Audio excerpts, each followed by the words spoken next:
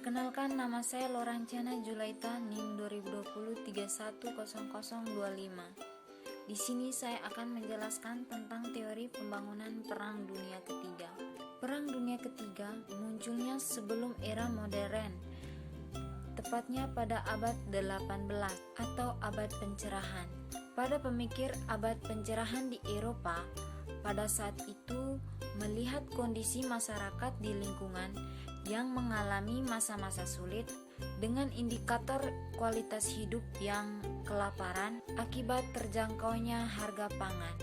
Hal tersebut mendorong Adam Smith dan para pemikir kapitalitas, maka teori klasik membuat produksi barang dan jasa menjadi lebih efisien sehingga diharapkan efeknya akan sampai ke masyarakat bahwa dengan terjangkaunya harga kebutuhan pokok.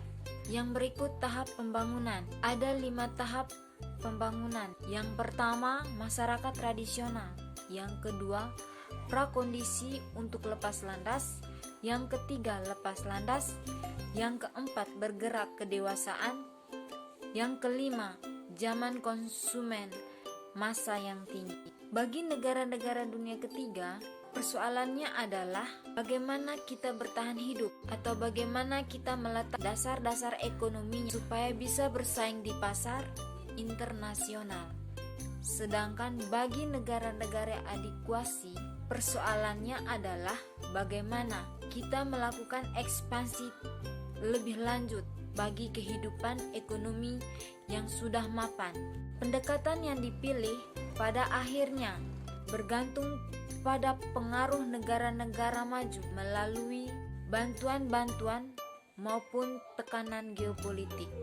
Teori ini merupakan teori terhadap ketergantungan.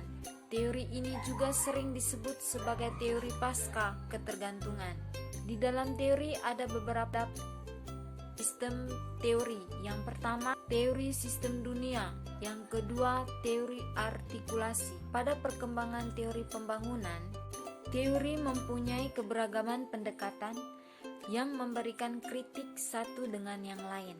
Oleh karena itu, keberagaman pendekatan ini diberi label pada teori pembangunan modernisasi, seperti teori pembangunan struktural, post-struktural, post-development, post-kolonial, feminisme, dan sebagainya. Pada tahap sistem dunia sekarang ini, tidak mudah untuk menghancurkan mata rantai ketergantungan dan memprakarsai proses pembangunan yang mandiri di tingkat nasional.